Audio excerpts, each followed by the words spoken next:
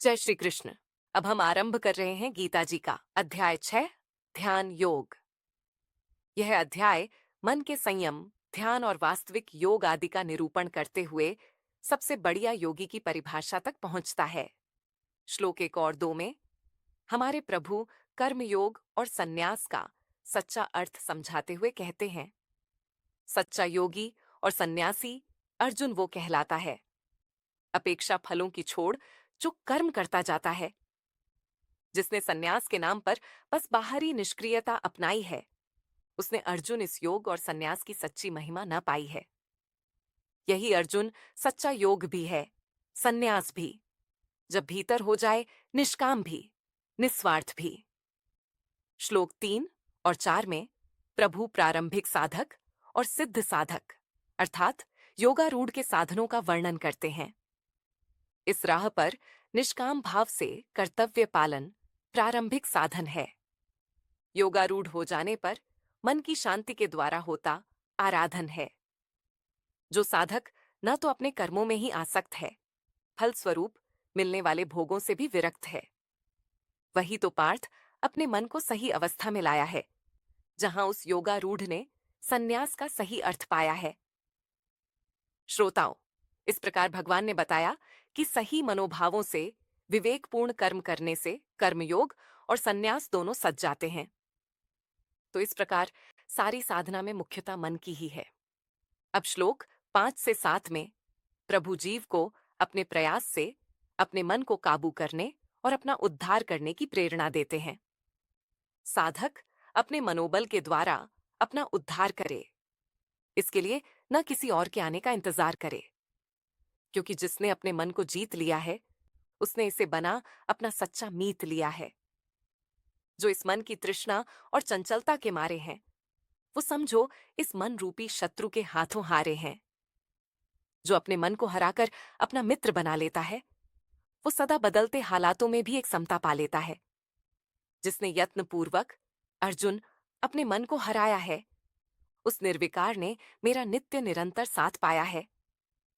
श्रोताओं, इस प्रकार मन को जीतकर जो सन्यासी की भांति कर्म करता है, उसके जीवन में जो ज्ञान, विज्ञान और समबुद्धि उतरती है। अब प्रभु उसका वर्णन करते हैं।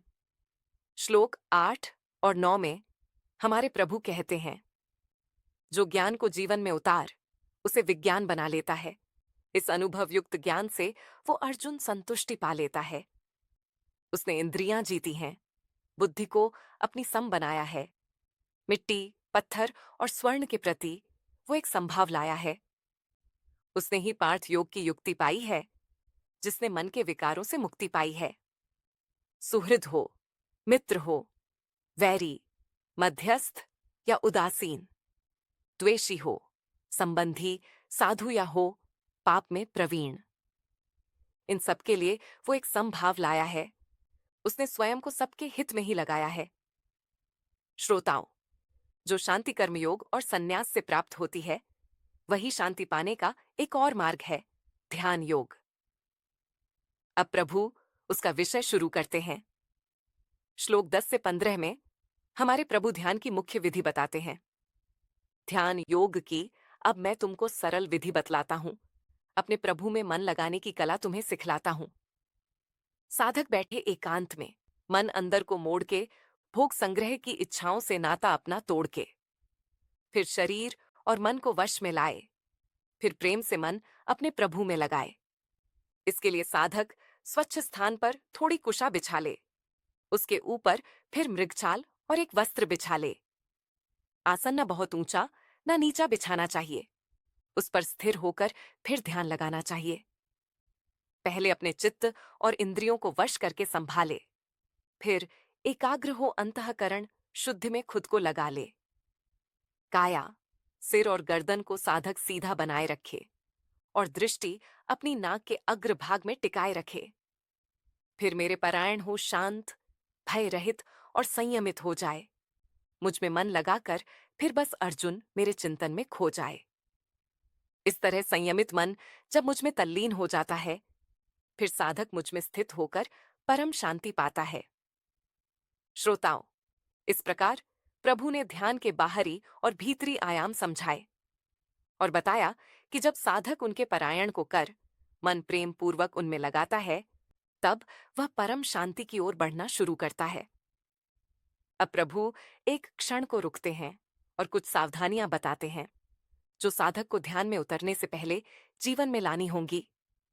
श्लोक 16 और 17 में प्रभु कहते हैं, मगर जिनके खाने सोने में संतुलन का अभाव है, उनसे सिद्ध हो सकता नहीं ध्यान योग का भाव है।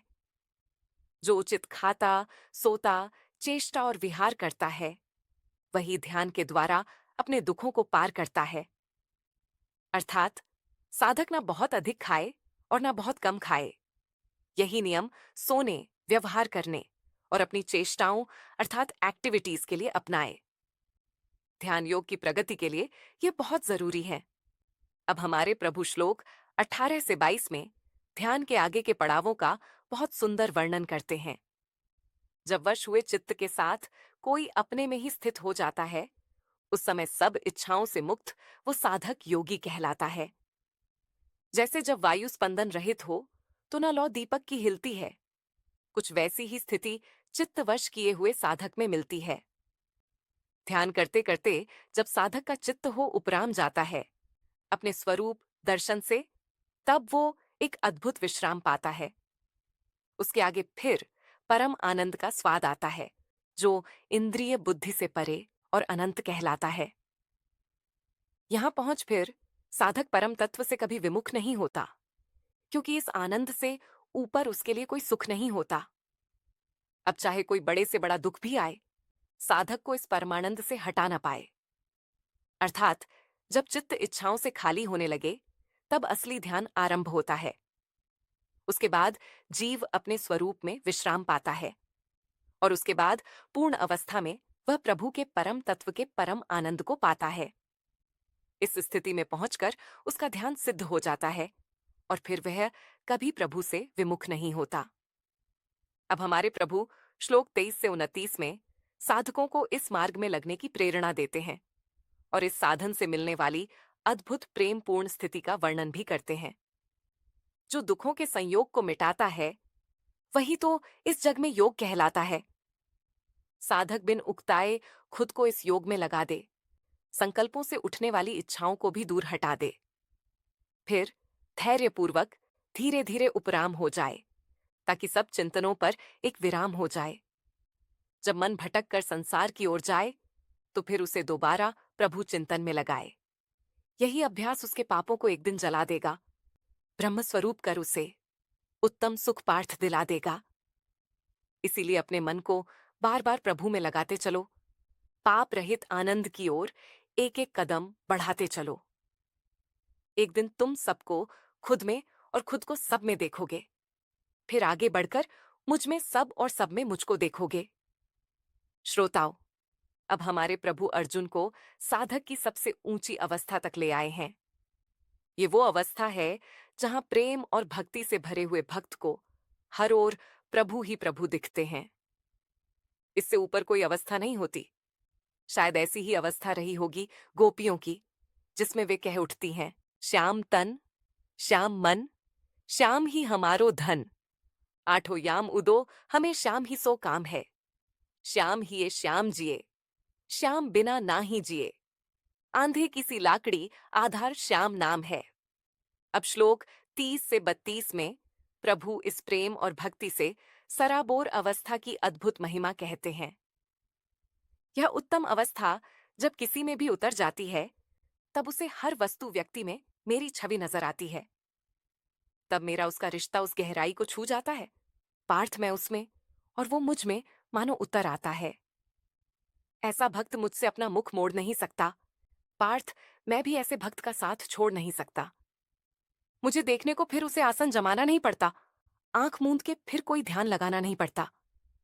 मुझसे जुड़ा हुआ जब वो संसार में व्यवहार करता है, सबके हित के बहाने से वो मुझसे ही प्यार करता है। वो अपना सब व्यवहार मुझसे ही निभाता है, क्योंकि सब में उसे मेरा ही रूप नजर आता है। सुख दुख उसके लिए हो जाते एक समान है, उसी को अर्जुन कहते परम योगी महान है। श्रोताओं, योग की इस उच्चतम अवस्था का वर्णन करने के बाद प्रभु ने ऐसे योगी को परम योगी कहा, अर्थात जब भक्त को सब ओर प्रभु ही नजर आते हैं, इससे ऊपर कोई स्थिति नहीं होती।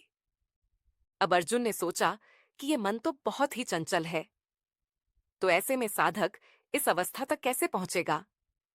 इसीलिए अर्जुन श्लोक 33 और 34 में प्रश्न करते हैं, केशव, लेकिन ये मन तो बड़ा चंचल, जिद्दी और बलवान है। इसको काबू करना तो माधव मुझको लगता नहीं आसान है। फिर कैसे कोई ये योग केशव स्थिरता के साथ निभाएगा? वायु से भी चंचल मन पे कोई बोलो कैसे लगाम लगाएगा? हमारे प्रभु श्लोक 35 और 36 में इस प्रश्न का उत्तर देते हैं। माना ये चंचल मन बड़ी मुश्किल से अर्जुन अपने वश आता है, लेकिन अभ्यास और वैराग्य से अर्जुन ये आखिर सज जाता है। इस मन को वश में किए बिना बड़ा मुश्किल ये योग निभाना है, लेकिन इस उपाय से यत्न करे तो कठिन नहीं, योग को पाना है। अर्थात जिन विषयों में मन जाए, साधक उनके प्रति वैराग्य लाए और फिर बार बार अभ्यास पूर्वक अपने मन को वापस प्रभु में लगाए। सफलता अवश्य मिलेगी। परंतु जब साधक यह संघर्ष कर रहा होता है, तो उसके मन में एक शंका जरूर उठती है कि अगर मैं सफल ना हुआ तो मेरा क्या होगा? इसी को लेकर अर्जुन श्लोक 37 से 39 में एक बड़ा ही हृदयस्पर्शी प्रश्न पूछते हैं। अगर कोई संसार का आश्रय पूरा छोड़कर श्रद्धा आपके बताए इस साधन में जोड़कर आपके भरोसे इस मार्ग पर तो आता है, मगर योग सिद्धि तक पहुंच नहीं पाता है, तो वो दोनों ओर से कहीं भ्रष्ट तो नहीं हो जाता? वो छिन्न भिन्न बादल सम नष्ट तो नहीं हो जाता? प्रभु, आप ही मेरे इस संशय को मिटा सकते हैं। केवल आप ही ऐसे साधक की गति बता सकते हैं। श्लोक 40 से 45 में प्रभु अर्जुन को समझाते हैं। अर्जुन, उसका न तो इस लोक में ही नाश होता है, न उस लोक में ही कभी उसका विनाश होता है, क्योंकि जिसकी अच्छे पथ पे थोड़ी भी गति होती है, उस जीव की कभी भी ना अर्जुन दुर्गति होती है। ऐसा योग भ्रष्ट अर्जुन पुण्य लोकों में जाता है, बहुत वर्षों तक वो वहीं पर समय बिताता है। फिर पुनीत धनवानों के घर में जन्म पाता है या सीधे ज्ञानी योगियों के कुल में आ जाता है। ऐसा जन्म इस संसार में बड़ा दुर्लभ है, उसकी पुरानी श्रद्धा का ही मानो फल है। फिर उसे पिछली प्रगति सहज ही मिल जाती है, वहां से साधना उसकी फिर और भी रंग लाती है। पूर्वाभ्यास उसका इस जन्म में भी असर दिखाता है, मानो उसे बरबस खींच भगवत मार्ग पर ले आता है। यहां तक कि अगर कोई योग की जिज्ञासा भी मन में लाए, तो एक दिन वो सब काम कर्मों का अतिक्रमण कर जाए। इस प्रकार चाहे जितने भी जन्म लग जाएं, कितने भी मोड़ उसकी इस यात्रा में आए, एक दिन आखिर वो पाप अपने सारे मिटा लेता है। अंतिम सिद्ध और परम गति वो अर्जुन पा लेता है। श्रोताओं, इस प्रकार प्रभु ने बताया, जो उनके बताए मार्ग पर चलता है, भले ही उसकी चाल धीमी हो, चाहे कितने जन्म लग जाएं, आखिर वो सिद्ध और परम गति को पा ही लेता है। इस तरह उसकी दुर्गति का तो सवाल ही नहीं बचता। अब इस अध्याय के अंतिम 2 श्लोकों में प्रभु बहुत ही मार्मिक ढंग से बताते हैं कि उनके मत में सबसे बड़ा योगी कौन है। हमारे प्रभु श्लोक 46 और 47 में कहते हैं, सब तपस्वियों, ज्ञानियों और कर्मियों से ये योगी बड़ा है, जो इस मार्ग पर चल अपने अंदर के विकारों से लड़ा है। इन सब योगियों में भी मेरा भक्त मुझे भाता है, जो पूरी श्रद्धा से मुझ में अपना मन लगाता है, फिर तनलीन मन से दिन रात मेरा भजन करता है। वही सर्वोत्तम योगी है, जो मेरे प्रेम में रमण करता है। श्रोताओं, प्रभु भीतर से अपने विकारों को मिटाकर अपने को शुद्ध बनाने वाले योगी को सब तपस्वियों, ज्ञानियों और कर्मियों से बड़ा बताते हैं। फिर अर्जुन को योगी बनने की आज्ञा भी देते हैं और अंत में प्रभु अपने मन की बात अर्जुन को कहते हैं, अपना अंतिम निर्णय देते हैं। प्रभु कहते हैं कि सबसे बड़ा योगी वह है जो प्रेम पूर्वक तन्मय होकर पूरे अपनेपन से प्रभु का भजन करता है। इसलिए प्रभु का ध्यान योग केवल ध्यान नहीं है, बल्कि प्रभु से प्रेम पूर्वक ढंग से जुड़ने की एक साधना है। यही है इस अध्याय का सार। फिर मिलेंगे गीता जी के एक और अध्याय के साथ। तब तक के लिए जय श्री कृष्ण।